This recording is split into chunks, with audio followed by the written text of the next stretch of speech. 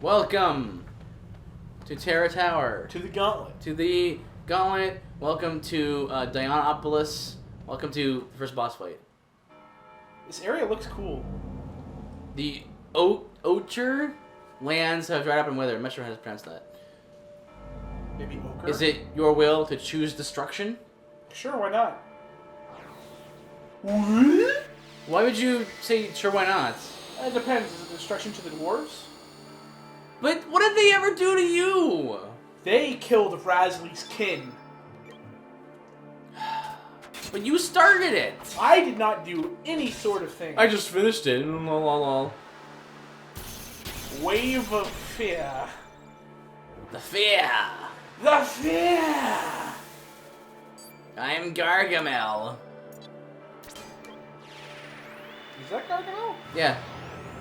Yeah, she's voiced by Gargamel. You know, the guy from the Smurfs? The voices the fear? Go figure, huh? Man, if Gargamel had Doug, that tongue, I believe that'd be way more scary. Yeah, I believe his name is Doug Stone, if I remember right. Have you ever seen the Robot Chicken bit where it's like he finally catches Smurfs and he cooks them because that's what they assumed that he wanted, was to see if they tasted good. And he took like one bite and he was like, picked up the phone. He was like, "Yeah, it's me again. Guys, have a pizza? Yeah, okay." It's like all that work and he just didn't like. He was like, "Oh, it's not worth it. They don't taste good." I think that bugs me about Robot Chicken a lot of times is that they're so predictable. Like, it's like, I know what I'll do. What we'll do. We'll make a good joke about pop culture. No, it's like everyone gets together in the creative meeting room and it's like, okay, we have to think of a joke. What are we gonna do? Not die, hopefully. Okay, good. What are we gonna do? I know. Pop culture reference. Insert other pop culture reference. Punchline. Violence. You know, it's like, yeah, that's the entire bit. Like, I can safely say I've never wanted to see, you know, Superman get run over by a car. Like, and that's the punchline. Like, what the heck? It's craziness. I mean, there are some times where it's kind of funny, but the funny ones are like the ones that you would think that it would have happened already. Like they had a bit with the Fantastic Four, right? And Invisible Woman, whatever her name is. Yeah. It's like, I'll go get Dr. Doom, and she runs into the street, and the car runs her over. And this guy's like, "Did I hit anything?" He's like, "I guess not." And he just drives away. Right. Because that would probably happen at some point. She would get hit by something. Right, because she's invisible. Yeah, because no one, someone wouldn't notice it. Yeah. I could see that. Speaking of spooky music, you're not speaking of that. We were talking about spooky music camera, off camera. It's kind of nice, ominous, spooky music. Yeah, this is pretty ominous, right? It's the bell ringing in the background. Bell ringing. What is it about, like, bells and then, like, little girls that are really scary? It's it's off-putting to hear, you know, okay, it's enough. Wow. At least Lagoon survived. Yes. I think it's the off-putting nature of like, oh, I'm in this ancient place. There should be no little girls here. Yeah. And then you hear a little girl laugh. And it's like, that shouldn't be here. Yeah. You know? You know, if you hear, you know, if you go to a place like this and you hear, you know, the scaring of bugs, it's like, oh, okay, well, you expect that. You know? So that's what makes it off-putting. When you beat Koloptos, you don't expect him to laugh like a little girl before he dies. Yeah. So it's like, it's kind of has... So did that off-put you? It was kind of like, that's so... It wasn't scary, it was like, that's weird. Weird, right? Yeah. So... There's a... Okay. Have you ever had like a scary or a creepy Easter egg happen in games that you play? Well, I already told you about... Well, not on camera. I already told you a lot about the my time with Super Paper Mario and the River Twice bed. That's a creepy song, man. Seriously. Yeah, it's pretty creepy. I've heard it. It's so off-putting because you're like having a fun time. It's a Mario game, whatever. You expect like da da da da da. No, and then it's just like or whatever, however it goes. It's so creepy. Guy speaking backwards. Guys speaking backwards in like that sort of like whenever you see people getting interrogated on TV and stuff, and they have that kind of like filter on their voice. Yeah. To kind of like predict disguise their voices. It's like that, and the guy also speaking backwards. He might be speaking Japanese backwards too. Might be too, and it's like extra creepy because like you're falling down the river or down to the river bed, and there's just hands reaching up to grab you, and it's like ah. See, in that case, the hand boss thing could work, right? Yeah. Maybe that's why there's something innately creepy about hands. Well, that's why I was telling you, the Wall Master, if it could hide on walls, not just right. roofs or ceilings, and then like pounce on you, it'd be infinitely more terrifying and more threatening. Yeah, well, I mean, I guess there's something to hands, I guess, because hands they're like a symbol of being grabbed, I guess. Yeah. You know, like they can grab things, you know. Like a claw, right, can hurt you. Yeah. But like a hand can just grab you and just hold you, and you can't control it. You're stuck. I think that's what it is. There's a psychology behind it. Yeah. Well, I was gonna tell you about this Easter egg. I actually forgot about it until I watched a video that was like the top 45 scariest Easter eggs in all video games. Mm-hmm. And in Black Ops 2, there's a zombies mode, and they have a bloody teddy bear sitting on boxes. And yes, that sounds familiar. Yeah, they indicate the different places the mystery box can reappear, which is like you go pay some points and you get a random gun or random like grenade type or something like that. Mm-hmm.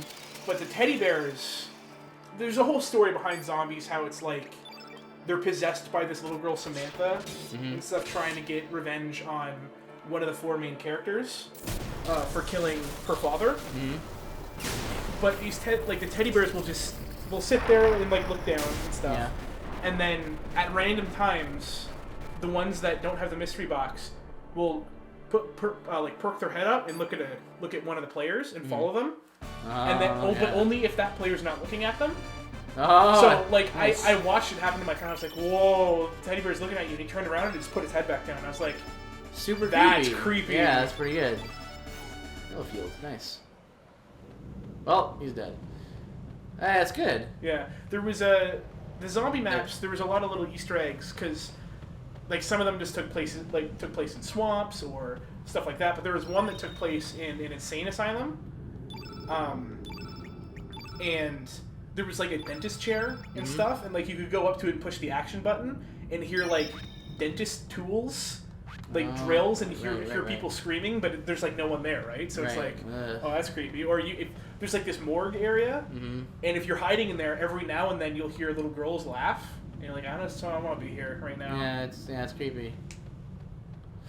I like creepy stuff in video games. I mean, I don't know. As long as it's not like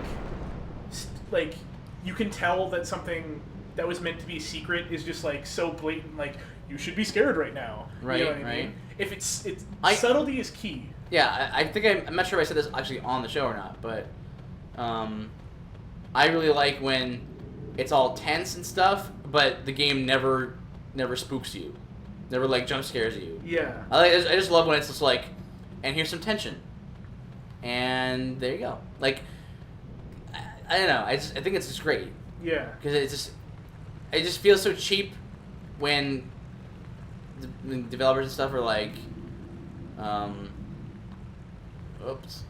when it's like, okay, so we got this whole tension thing. You hear the orchestra sting, right? And you just feel like, I'm gonna get scared now. And then you go, and inevitably you go, because you know it's coming, but it's like it still scares you because it startles you, right? But it's not scary. It's just like, you surprised me. Like, it's startling. Yeah. But it's not scary. It's just like, yeah, I like a lot of times where there's some horror games that will have like the whole music thing, and then nothing will happen. Yeah, that's and great. You're like, well, that was weird. Something is supposed to happen right now, and it's not happening.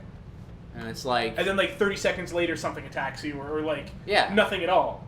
Yeah, absolutely. And then something attacks you completely out of silence randomly, or something like that. But like, it's the best when the tension's there, orchestra sting or whatever maybe, and then nothing. There's no jump scare. Because I honestly, in my opinion, I can't stand jump scares. I hate them. If they're done right, I don't mind them. I don't like them. I just find them more obnoxious than enjoyable. I don't like screamers.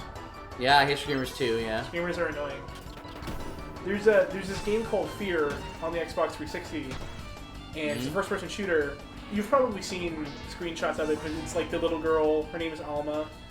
Yes, it sounds familiar. In the first game, in one of the levels, there's like these double doors that are blocked off, and you can just sit there and open and close the double doors for no reason, but they open only like an inch. There's like a desk on the other side, and if you keep doing that for like a couple minutes, Alma will just like all of a sudden be standing there in the corner of the like you can look through the glass, right? And she's just there, and you're like, okay, and then she's gone, and then you open the doors, and the doors actually open, and you're like, okay. I see. And you walk up and through this hallway, and then you open the doors, and you're back in front of the double doors, and you're like, and then you turn around and it's the normal hallway again, and you're like, turn what around. just happened? Right. Like, there's also a game called Condemned Criminal Origins, which is like the first 2 levels are scary, and then the rest of them aren't. But there was one area that was kind of freaky, and it was before the whole thing with mannequins got really popular in video games. Like, this was the game that popularized it. And there's these mannequins that turn their head to look at you, but it's usually when you're not looking.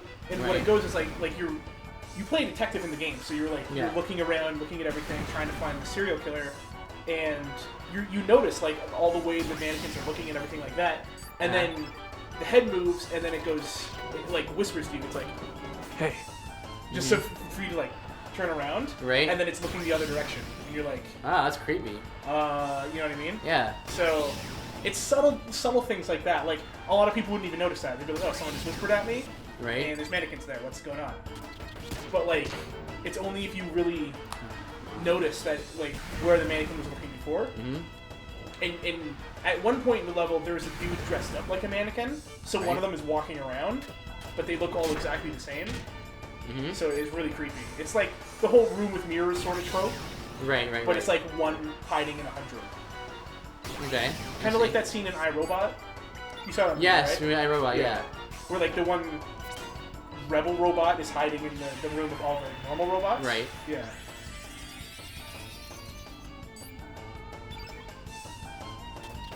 So that scene you thought was kind of good for that, like that scene in iRobot was good for the kind of scary purposes. Like obviously it's not scary because it's a brightly lit room. Yeah, and all that, but it's unsettling because especially because in iRobot the robots have like the faces. Yeah. They have very human faces. Right. It's really off-putting because you're like it's the uncanny valley. Yeah. It's a very popular term. I think it's one of the more well-known psychological terms amongst gamers. Yeah. Because it comes up so often when developers decide to go for super realistic. Yeah. Like the CGI scene in Dark Souls 2. That was a little uncanny valley. You think with so? Like the face melting and stuff. Yeah, it was. But only because it wasn't like intentional. Yeah. I thought the CGI was fantastic. Oh, it was super good. It was mind-blowing. I kind of wish I got to see it on PC on like ultra settings. Yeah. I could see it being really impressive. Because I mean, I'm not like a graphics fiend, you know. I don't really care that much about graphics, but I mean, you know, you still have to admit when something looks nice, right? Yeah, we've talked about this before. Like, I love this game a lot. I would buy it again if it was up-resed. I would totally, in an instant. An up-res of this? Like, if this game looked like, I'd look like 13 too, right? Oh my You'd goodness. get it right away. Oh, it'd be amazing. The best thing. Now, if only it had the combat from 13. Then it would be How dare you say such a thing? The idea wasn't bad. Like you could tell they had something, you know. But it was like it just became so much like every other part of that game. It became so streamlined. Yeah. Like RPGs aren't the kind of genre that really should be streamlined that much. Like, yes, like you should have fast travel. You should have the ability to skip cutscenes, like things like that. But like when it comes to customization, that's like key. You can't you can't get rid of that. Like the entire point of an RPG is to have, at least to me, is to have all the options laid out in front of you. Your characters have all these different abilities and all these different things, and you have a whole team and you can adjust them however you want, And throughout the whole 13 experience, everything is just like you have to do it one way. Every solution is one way. Dominant strategy is really annoying, and especially in single player games, because it's like, it's single player. Let me choose how I want to play it. Yeah, I mean, like multiplayer, that's going to happen. Dominant strategy is always going to happen in multiplayer games. But like if this game, like if the dominant strategy was like always melee and never use magic, it'd be annoying. Or always use magic and never melee. It'd be annoying. Yeah.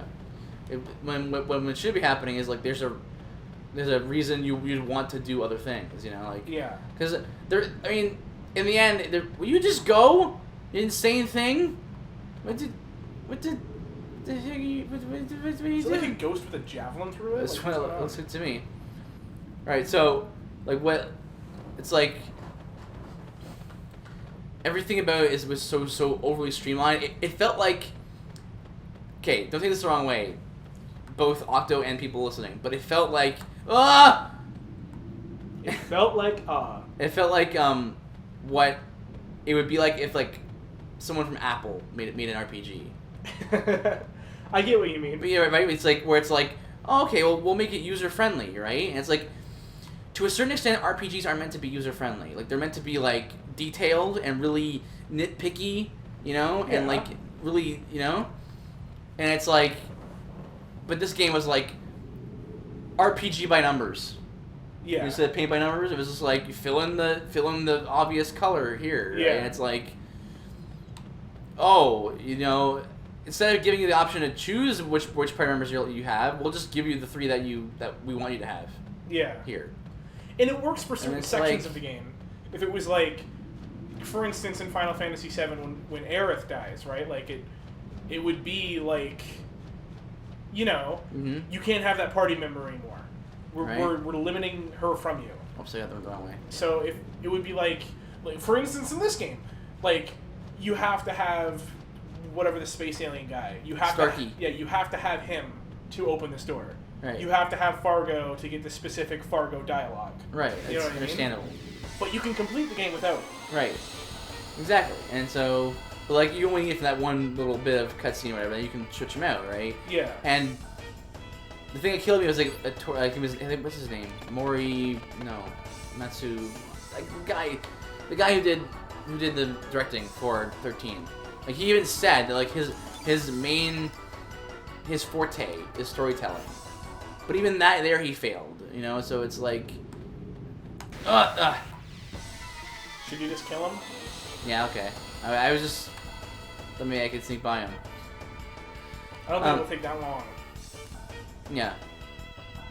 So, it's just because I mean there's one thing to be said about like choosing, having choices in story, which is nice to have. But I'm more into like having choices within a battle, like, and when a game won't let me choose things, won't let me like be like, what if I want to play through the game with all white mages? What if I want to do that? It's stupid, but I can do it. Yeah. Like having that freedom is important to me. That's why I don't understand why you. It's not that you dislike action RPGs like real-time fighting, but you don't prefer it. But that's like the ultimate choice, because you control every engagement. So it's like you choose every single engagement how to fight. I'm not opposed to action combat. Like I know, but you prefer turn-based. Yeah, I do. Lately though, I find that I kind of have grown more to like sort of like a fusion of the both. where it's like kind of like Knights of the Old Republic. Because Knights of the Republic, kind of like the MMOs and stuff like that, where it's like you you have a hot bar of yeah, well, or more like Final Fantasy VII, where it's like active time battle. Yeah, active time battle, I guess, would be the way to do it. But I still have a soft spot for turn-based. It's like the first thing I ever took part in, like as far as RPGs go, and like I can't not like it, you know? Yeah. But so, is that extra slot there? Maybe it's +4. It's gonna heal him. Just.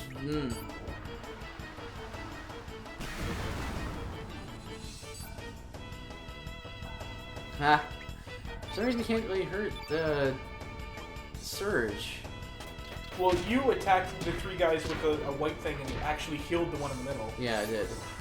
That's why I want to do that. Razzly's been having issues taking magic damage, which you wouldn't think. Ah, she's confused. Don't worry, 1 damage. Okay. What's the guy in the middle? What's his name? Terror. It's like he's a ghost. He's a ghost. He's the ghost. Spooky, scary. He looks kind of like the Blue Man Group guys. Yeah, a little bit. Is that significant at all? I don't know. Well, I think you do know. Do I know? You probably know. Do you know if I know? I'm going to assume that you know. Speaking of which, that's another thing I really like. Is like when I like lore. Yeah. When I like what's going on in the game or in the stories that lie in the game, right? So I really like when like areas and monsters and stuff have like reasons to be there. Yeah. You know, because that doesn't always happen sometimes. You know, it's like, oh, we'll just put like a ghost guy here. A ghost guy here for whatever reason, you know, and it's like thematically they kind of have to actually like when they go together. Yeah, it would be like if you were in a ghost house in Super Mario World and there was nothing but Goombas. Yeah, they kind of have to go together, and there has to be a reason for why they exist and why they're kind of like a whole ecosystem going on, you know? Yeah. Behind the scenes. Stop wasting my elements, Razzly. Surge is frozen, Razzly's confused, this is ridiculous. So, you know... Is she gonna die? You know the... Yes, she is. You know the ghost ship in Super Mario World? Mm-hmm. Apparently, according to, I think it was the instruction manual, I don't know, that was an airship from Super Mario 3, and it crashed. Mm-hmm. So, all the ghosts are like the dead Goombas and Koopa Troopas. Has it been explained that, like... Well, it's assumed that that's what that means. But are boos just any living creature turned into a ghost? I don't know. I don't think it's really clear. Has, like, any Toads ever died? Other than the ones in the original Super Mario Brothers? But aren't they just... Don't they end up just becoming, like... They become the bricks. What? Do they? Yeah, apparently, this is what Did You Know Gaming told me. In the manual, the Japanese manual, King Koopa turns all the Toads into bricks. So when you smash the blocks, you're killing a Toad every time. I don't know. That might... It might be a mistranslation. For me, it's not so much a mistranslation. It's more like... That was written back when, like, the story didn't matter. Like, it was like... And then, like, there was a Toad, he turns it, like, it's like, back in that era of gaming, storyline didn't matter. But that like, doesn't change canon. It does, because it doesn't matter. Like, they didn't care what they wrote. They weren't thinking, like, you know, one day this is going to be a huge franchise that's going to have canon. Well, okay. They weren't even thinking about canon at the time. They were just like, okay, I'm going to make a story where a guy jumps in pipes and, you know what I mean, well, like, then, and saves for the like, princess. Zelda up until Ocarina of Time, canon doesn't really matter. Not really, no. But it is. No, well, I canon. mean, look at the past does, but like Zelda and Zelda 2 don't. Yeah, it is canon, but only because like Link beats Ganon once in this. You know, what I mean, there's nothing really happens. You know, like other than he saves 2 kingdoms and revives a princess. But nothing happens that is necessary to play that game to know story. You know, like it's not like if you don't play it, you'll miss out to know story for almost any Zelda game. Yeah, but it's like if you'll miss out on the storyline of like it's not like if you play the next game you'll be like, what's going on? I don't understand. You know, like no, it's all very simple. This game's a little different. But I mean, like if you you don't need the story in Ocarina.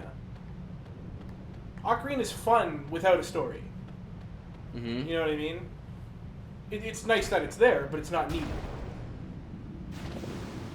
Like, this game absolutely needs a story. Right. If this game didn't have a story, it'd be like fighting a cat man, now fighting a giant computer thing. Right. Now there's an alien. There's an alien. What's going on? Now there's a voice talking to us, Surge. Second boss battle? That's a face. You finally made it, Surge. This is creepy too. Faces and walls. Creepy. Yeah. What was that? Are you human? When I was still human, I was locked up here, and I've been here ever since. This tower is a fortress that belonged to the ancient reptile. It's a symbol of revenge brought against mankind by the dragons. With the defeat of fate, the seal is broken, and this tower has surfaced. In the eyes of the dragons, we humans are the foes. A brain that has developed abnormally to 3 times the size, in the span of 3 million years. Okay? We humans have evolved at an enormous rate because of our contact with Lavos' flame. In a sense, mankind is Lavos' offspring. We humans are extraneous to this planet. Now, how will you fight, Surge? Alright. Bravely, hopefully. Bravely. Not like a punk. Not like a guy who's stuck in a wall with his face. Not like... What does that guy do in his spare time? Which is an awful lot of it, I imagine. I'd assume he's a pretty good whistler. It's pretty much all he can do. Pretty good hummer. Yep. Probably good at accents. Yeah. Assuming he had a tongue in there. Yeah. You know. Assuming he can breathe. Yeah. I'm sure he thinks about a lot of interesting things. I'm sure he must. Yeah, he must have had a lot of time to meditate and stuff on things. By the way, that's a word that is very commonly confused, like. Because you hear meditate and you think like. You think. Yeah, you think transcendental meditation. Oh, yeah. But really, it's like meditating means like is just like I'm thinking about something intently. Intensely, yeah. That's really all that means. So it's funny the way how words change in meaning so drastically, like that. Like gay. That changed crazy. That did change. Yeah. That's not a little change either. That's like I'm really happy. Big change. Yeah. To you like men or women. Yeah. If you're a woman. Oh, Pack of Lies. What's that? Pack of Lies are cards for Harl. Oh. They're pretty good. They may Why are we getting a Harl weapon now? It's almost as if this game can be played again. All the way through. Defender Plus, I'm putting that sucker on. Another word that is like crazy different. What? And it's not even like it changed over time, it's just different with like nationalities is fag. Yes. Meaning cigarette. That's what you mean, everyone out there. Or in the UK. Right. Which here means something completely different, means homosexual. Yes. So it's like it's interesting how the same word has like a whole bunch of different meanings. Mm-hmm. You know what I mean? Absolutely. Yeah, and that's the funny thing is that, words constantly are changing. Holy cow! I'm gonna put her evasion to 61% with this. Can I put more on her that boosts her evasion? We just stack all her evasion all at once. 67. Defender. That's yeah. pretty good. 67% evasion rate. Holy cow. But like even having like different nationalities having different sayings is odd to me. Different sayings? Yeah, like yeah. I don't know. Just throw out a random one. Like Iseki Nicho. Sure. That's a Japanese saying. I was gonna say like same language ones. Like you say like nice shooting Tex isn't really something you say in the UK. Right. But like what are you on about is more like what are you talking about in the UK? Where here is just like he's chasing me! You know what I mean? Ah! You could run from this one because you got lots of room. Yeah. But like, it's just odd to me. It's cool. People are both cool and not cool at the same time. Oh, totally. That's humanity. We're fallen creatures, you know. So that's to be expected. It's super annoying. What? In school. Yeah. When you take social studies. Yeah. And you like study nothing about the social behavior of humans. Yeah. What? I don't remember much studying about that. Get out of here! It's no, like, I went the wrong way. It's like social studies. Let's Sorry. learn about a government. I'm like, no, I want to learn about the people. You know what I mean? You know, like why people do what they do. Why people do this? Why people say that? Why people say one thing and do a different thing? Yeah. I don't know, man. That's like social studies was deceptive. That's more like that's more like psychology, I think, isn't it? Yeah, but like when you hear social studies, Yeah, like, yeah, well, yeah. I'm I mean, going that's to definitely study social things of people. Yeah. Like, Go. Yeah. Take that, you jerk. All right. Up here. like you would think social studies, right? Like something cool would be like, and this would be clumped in with history, but like, why did the Nazis think this in this? You know what I mean? Like, Dang it. it's just based off of how they grew up and stuff like that. Mm-hmm. In the areas or the things that they grew up with, this is how their mind developed. Right. Like, this is how their values developed in difference to how our values developed and stuff like that. You know what I mean? That's what I wanted to learn in social studies, not freaking why America has a president. Right. I don't remember what I learned in there, like what I was supposed to learn in there. I mean, yeah. I guess you could argue like that is a social study. Why America has a president, why Canada has a prime minister. Right. But like that's not the social. It's a deceptive title for a class. Right. Yeah. Well, I mean, you mentioned like the Nazi thing, right? Yeah. So, I mean, that was obvious. I mean, that's as adults now we can now see that it's pretty obvious that they were inspired by, you know, the whole idea of, you know, natural selection and like they took it upon themselves to be like, you know what, if we could just like force natural selection forward. They took survival of the fittest to like the nth degree. To its logical conclusion, really. Yeah. Well, yeah, basically. Because they were like, oh well, we're taking care of and using our medical abilities to fix people who are not fit to survive, right? Or we're hampering natural selection and stuff, right? Yeah. And it's like you can't actually live like that. We are strong, so we deem who is able to live. Right, and it's like. Yeah, it's super wrong. It's super wrong, but that's where natural selection, survival of the fittest. That's where that goes. Right, right, exactly. At the end of the day. Yeah, with of course, you know, natural selection is a fact of life, right? But it's like that has to be tempered with the knowledge that we're more than just, you know, just existing. You know, we're more than just like, oh, okay, well, we're just animals that exist, and because if it's true that we are just animals and we all just exist, then it wouldn't have been wrong for them to do that. Yeah. Like for them to think that way. But of course, we're not just animals that just live to exist. It wouldn't have been wrong for Stalin to order his troops to kill all the men that were scared to advance like at a steady pace. Yeah, it's because we live by the idea that like people have intrinsic worth. Intrinsic, like they're worth something because they're humans. Like that's enough. No matter how efficient they are, how strong they are, or how lame they are, or you know how stupid they are, or anything like that. How smart you are. You all have value because you're a human being. Yeah, and that's you take value over animals. Yeah, and like animals totally have value too. They have value enough to not be treated, you know, harshly poorly. and doing what. Okay, good example. Like what Michael Vick did to dogs. He did dog fighting. Right. That's wrong. But if Michael Vick got sentenced to death, that's a bit extreme. Yes. But if he was doing that to humans, and he got sentenced to death, people can justify that more. Yeah. That'd be pretty serious. Because you have the whole eye for an eye. Yeah. Well, actually, You know what, the eye for an eye thing, that's actually a very commonly misapplied phrase. I've heard that just a lot. Eye for an eye is usually like a phrase people use to give an excuse to You get hurt revenge. me, so I am allowed to hurt you. You hurt me, you hurt me, I hurt you back. Eye for an eye. No. An eye for an eye is a phrase from the Old Testament of the Bible. And it was meant to convey the idea of being fair when you give out punishments. Yeah.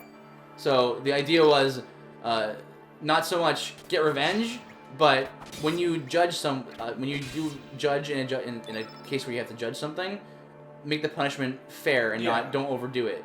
That was what it was about. Not get revenge. You know? Not literally gouge out an eye. No, if it's they like gouged out your eye. It's like make it the punishment so that I don't go overboard on the punishment. Yeah, that was the whole thing. Don't be like you hurt dogs, you're dead, or something like that. It's something like that, like or even like you killed a human, now I get to kill you. You know what I mean? Like that's not like you killed a human, you serve like this, like you serve life. Yeah. In this place that is with other dangerous people, right? Like because you have to keep the man sprig almost just. Yeah, that was bad. You have to keep the general populace safe, right? Like yeah. It's hard because like I don't agree with the death sentence. Right. But I totally understand why people do. Right. Yeah. It's wrong to kill people. Like, no matter what, it's not. It's never a good thing to kill a people. Like kill a people. It's kill people. To kill a person, it's like when. For instance, when Hitler died, right? Like it shouldn't be praised that Hitler died. It should be. It's like it's sad that he got to that point. Yeah. Where he went that insane. Yeah, I think it's sad that a man that had some brilliance to him, like he had some charisma, some positive aspects of him, got so far off the path and so and did so much damage when he could have been a really useful person. Really good person. I mean, there's no good people, but I mean, like, he would have been you know what I mean? Like he would have been a valued member of society. Yeah. Versus a crazy maniac murderer. You know what I mean? So, that won over an entire nation. So that's really why, like, for me, it's like whenever, like, death happens in war and stuff, even if it's like the bad guy. You know, I'm never happy about it. You know, when Saddam Hussein died. I was gonna bring this up. Like, Saddam Hussein or Osama bin Laden, like people were like partying in the streets and stuff like that. And like, I understand you're happy that this person can't kill any more people. Yeah, and so am I. But you shouldn't ever like parade around with the person. You know what I mean? Like, you see pictures and stuff of like people like having, for instance, Mussolini was like hung. And, like, beaten, like, his body. And I'm like, okay, I get he was a really bad guy. Yeah. He did really bad things. But I get celebrating that he can no longer do evil to you. Yeah. But you shouldn't celebrate that a human being died. Yeah. Because no matter how crazy or bad they are, they're still a human being. Exactly, yeah. And a lot of people would say, well, because they did this, they're no longer a human being. Right. It's justified, But I get, like... I get killing someone to stop evil. Yeah. That's different than just murdering someone. Right. You know what I mean? And so it's like, and it's never a good thing, even killing someone to stop evil, it should never be like, good, I'm so happy this man is murdered. It should be good, like I'm happy that this person can no longer hurt us. Yeah, it's like you made a tough choice to end a life, It's like, it's not something is done... It's not a choice that's done lightly, Yeah, like a good example, like of killing people and people being really happy versus people being really sad, is when the U.S. bombed Hiroshima, right? Mm-hmm. It's like you just killed millions of people. Yes. But you also saved millions of people. Yeah. So it's like, you know what I heard about? It's justifiable, kind of. Right. You know what I mean? Like, it's not... It's one of, like, the dirty justifiable things. It's like... You know what I heard about that, actually? I heard that America, before that bombing happened, actually, like, showered those towns with, like, leaflets about, like, hey, we're gonna bomb. Yeah. I didn't know that until... Yeah, it's not like they didn't warn anyone. See, I just thought they just dropped bombs on them. No. I didn't know that. Because like based on the way like we're told about it in like in history class and stuff, you would think that they were just like, oh, okay, yeah, like well, and the reason people weren't panicking was because the Emperor was like, it's propaganda, don't worry about it. Right. That's why when the first bomb dropped, he was like, it's just propaganda. Like they're now dropping things saying we bombed this place. Whatever, you already threatened us. Until it happened where he could see the carnage. Mm-hmm. You know what I mean? And it's you can tell the mindset was in the right place with the scientists that invented the atom bomb, because even though like these people that it was used on, a lot of the scientists were Jewish. Like the people that the bomb was used on was partnering with this person that was massacring their people. Yeah. They still, like, once they invented it, they still told America, they were like, please don't use this on human beings. Yes, yeah. Like, this is a terrifying weapon. Yeah.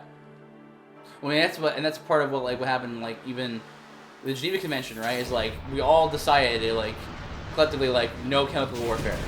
Yeah. You know, because we were just, like, we super realized... good idea, because you never want people literally melting. Yeah. Like, while they're standing up. But see, again, it goes all back to the whole fact that, like, we live in a world, we can deny it all we want, right? But like, we live in a world where it's like, we believe that people have intrinsic worth. Because we're all like, you know what? We can't do this to people. We just can't, you know? Yeah. Like, there's a drive, there's something within us that's like, we can't just... That's what separates us from animals. Yeah. And that's what makes... I mean, we have that intrinsic worth, and that's the important thing. Yeah. Like, you look at some animals that, like, this is the leader of the pack. If anyone else wants to become leader, they have to kill this person in a fight. Like, they kill this animal in a fight. Right. It's like, if humanity worked like that... Mm-hmm. Yeah. Like, the world would be chaos. Yes, it like, would. Because then people like Stalin, people like Hitler, that just would have been normal. Yeah, that would have been... Like, really, by that standard, right? Like, if you extract the whole concept of, oh, people have intrinsic worth, and we shouldn't just kill them, right? Then really, Hitler should have won. Like, you know, like, he should have survived. People like Hitler, too, like, because he was strong enough, he was charismatic enough, he was clever enough. So really, if you extract sort of, like, the morality of the intrinsic worth of a human being, what you're left with is this concept of, well, you know, really, if you're smart enough and clever enough to trick people and embezzle money and deceive people, yeah, and be a shyster, then that should be good, quote unquote good. Yeah, because it's you know. Yeah, we talk about this sometimes where we bring up the example of Stephen Hawking. So, yes, yeah.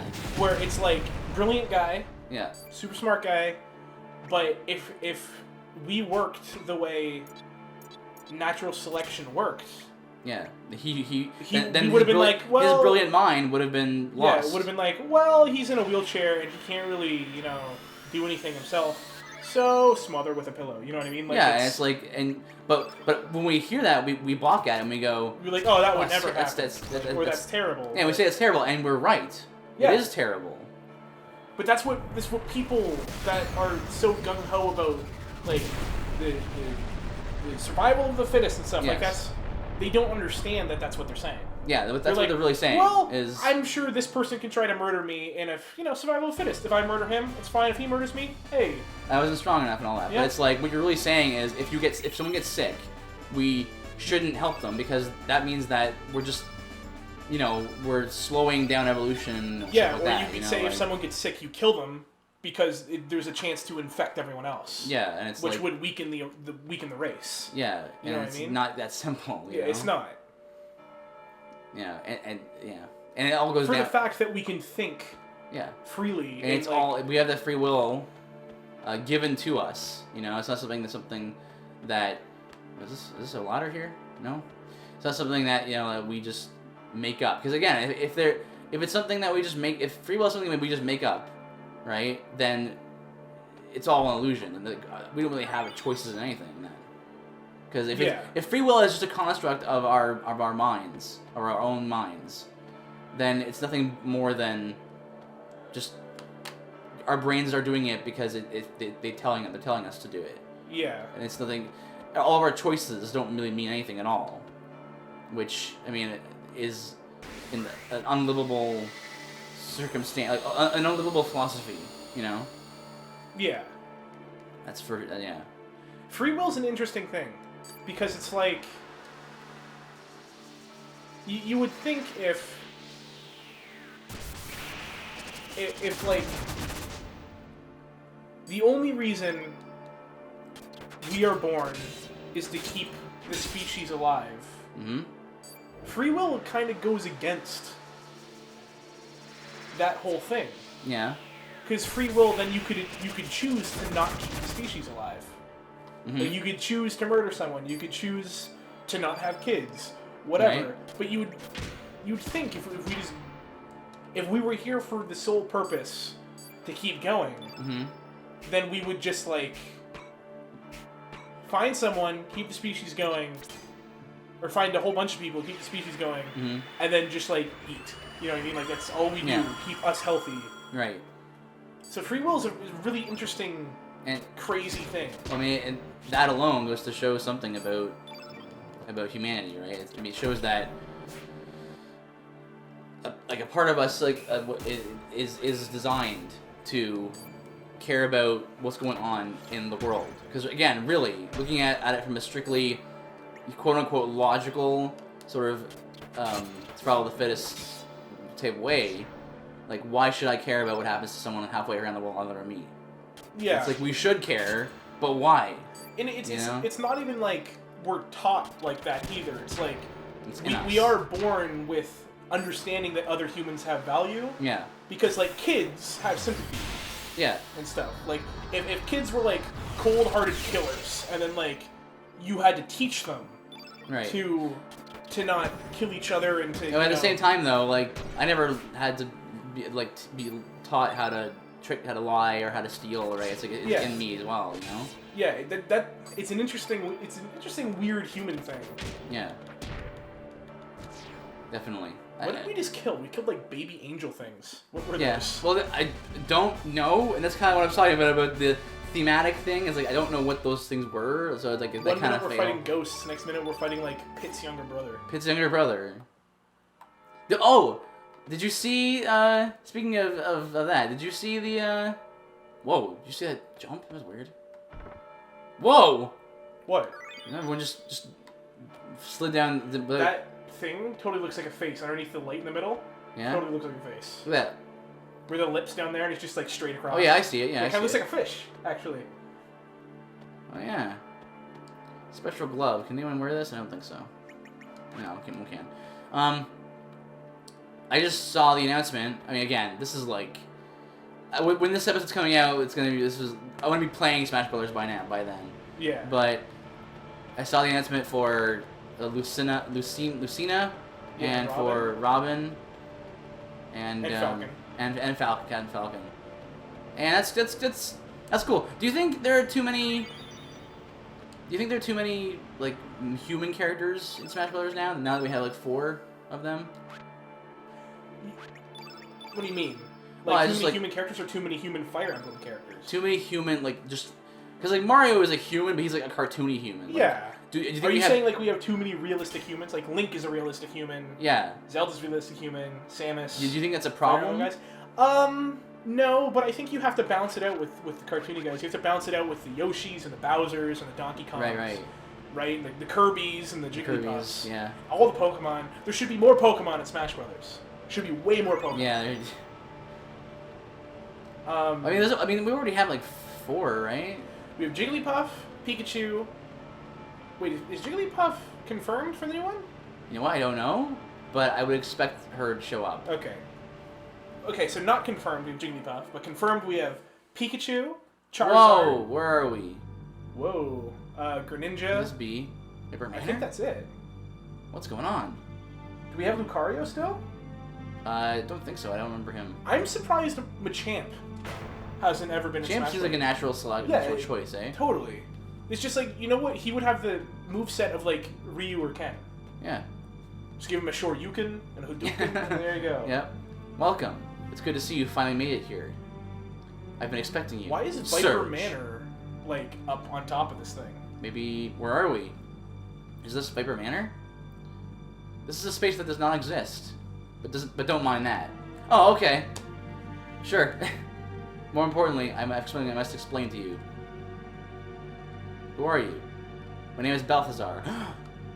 You mean the guy who was once in charge of the Chronopolis research facility? All this time? Right. Totally. Didn't forget that. In the ancient magical kingdom of Zeal, I was known as a sage. He's back. He's from Zeal? Whoa. I was known as a sage for a reason. How old are you? Well, this is a good song. That was up until the Queen of Zeal attempted to harness the power of Lavos. Let's just say things got out of control, and Lavos created a dimensional vortex that threw me far into the future. There, I seized the opportunity to study the science of the future. So there you go. He was like a genius guy in the past, thrown into the future, and he was like, I'm pretty smart. And he managed to round up people to help him with an experiment. Really quick, I'm not going to call it, Right? but I'm going to say I still really think that kid looks like Chrono. It is Chrono. It is Chrono? Yeah. Oh, when was that announced? Like, when was that? If you could pretty much tell it's him if you know. I was going to say, it looks Because you said exactly it looks like him, right? There you go. I was then able to apply to that knowledge, the knowledge I brought from my own era, including magic, which was long lost in the future. Anyway, this led me to make huge progress in the research of time. Well, that research led to the creation of Chronopolis and to the time crash. You might think I really blew it, but perhaps it was really my finest hour. Oh, ho, ho, ho. Anyway, I created a compact time machine that I dubbed the Neo Epoch. I used it to time warp to this age to learn of Chronopolis and Fate's plans, and to see how things were turning out. This game's getting insane. I told you! Terra Tower is really a city of the Reptites from another dimension's future, okay? It was originally Dinopolis, we got that, right? That concept art looks so cool in comparison to what it actually looks like in-game. Yeah. The castle of Azala's descendants who achieved an evolution much more intimate than with our planet. Dinopolis was drawn to the dimensions past about 10,000 years ago. What does that mean, intimate with the planet? Like Like- evolved more to be like... More closely with nature and stuff. So like a Blanca, sorta? Yeah, basically. Okay. That'd be cool. Lizard people. This was done so that it could serve as a counterbalance against lava, which I already explained to you. The Earth counterbalanced by pulling against something from the past to pull from the future, which lava was pulled here. And then fade to black. Okay. Yeah, it's getting pretty crazy. You're gonna have to look at, yeah, we'll have to look it up. Needless to say, a fierce battle ensued. In the end, Chronopolis emerged as a victor, and the Reptites' fortress was sealed away by fate. So those were all the jets and stuff they sent by Chronopolis, and obviously they won for obvious reasons. They had jets. Jets versus dragons, I wonder. Yeah, jet versus missiles versus lizard with sticks and spears and stuff. But it's sharp sticks. Right. It's a +1 sharp stick. But more important now is the role of the dragons play in all of this. Originally, the whole archipelago of El Nido was known as the Sea of Eden. What? The whole archipelago? This was because it was where the dragon gods resided. But when fate sealed away the dragon god's powers, in effect becoming a god itself. Thus the islands where the new godhead, Fate, existed came... Wait. Thus the islands where the new godhead, Fate, existed came to be called the Sea of Eden instead. Perhaps you didn't realize it, but you were used by the dragon gods to eliminate Fate. It was not true that the dragon gods sealed away the frozen flame. Rather, it's quite the opposite. It was Fate that used the power of the flame to seal up the dragon gods. So all this time, that's what was happening. In reality, the dragon gods are in the opposition to man, while Fate itself was actually the protector of humanity. Oops. Well, there's nothing we could have done. The dragon gods were originally... It's fine, because now I'm the protector of humanity. The dragon gods were originally a singular plasma life form, a living accumulation of the planet's energy. Originally, it was a biological machine used to control the powers of nature in the future society of the Reptites. In order to control the nature of energy itself, Fate divided the one dragon god entity up into 6 weaker plasma life forms, which is the elements. Then scattered them across the land and sealed them all away. Their dragon-like appearances are just pseudo guises, temporary forms they can take so that they can appear in this dimension. But all that changed when fate was vanquished and its power hole was eliminated. At that moment, the 7 dragons, who had been rendered almost powerless and forgotten, traveled across the dimensions to reunite into a single entity. 7 dragons? I thought there were only 6. There were 6 dragons you know of, and 1 more hidden dragon you didn't. Like the second moon that was once lost but later was found. Although the same planet my world didn't have 2 moons. Look up at the night sky now, and you will see 7 celestial bodies, 5 stars and 2 moons. 5 brother stars, and corresponding to the 5 colored dragons, ruling like gods over the night skies. 1 moon that corresponds to the white sky dragon, and another darker daughter of moon to counterbalance them. So that's like the blood moon, like the blood red moon. The fire dragon, the water dragon, the green dragon, the earth dragon, the black dragon, and the sky dragon, which is like the white moon. Yeah. And 1 more, the final dragon, the dark moon dragon, the one who is to work to free the other dragons from their bondage by the fate computer.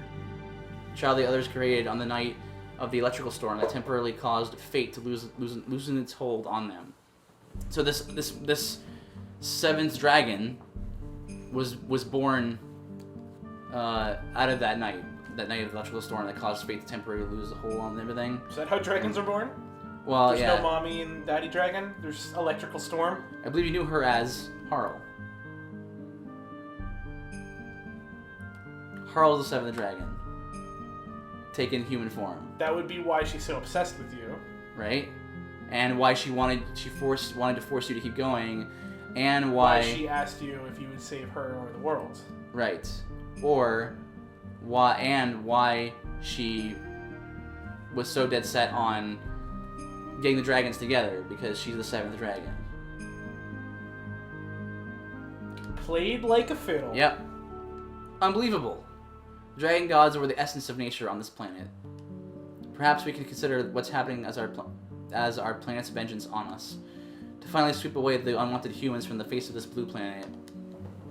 First it was fate, now it's the planet? Or vice versa. But either way you look at it, now's the time to set things right. The future of mankind, the destiny of this planet, everything depends on the next battle you will fight. But unfortunately, the time for us to part has come. What? You guys don't have the Chrono Cross?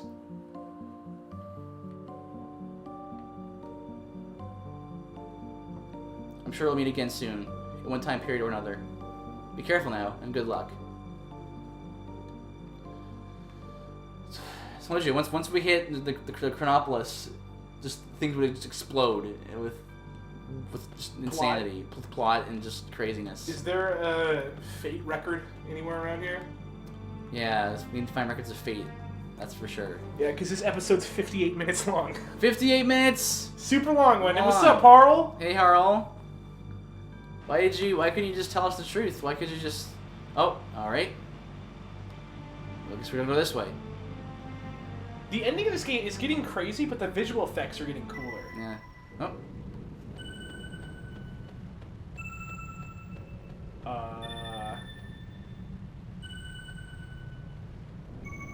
Okay, this feels the most endgamey out of anything. Yeah? And this also has cool music. This is actually a clue to how to beat the final boss.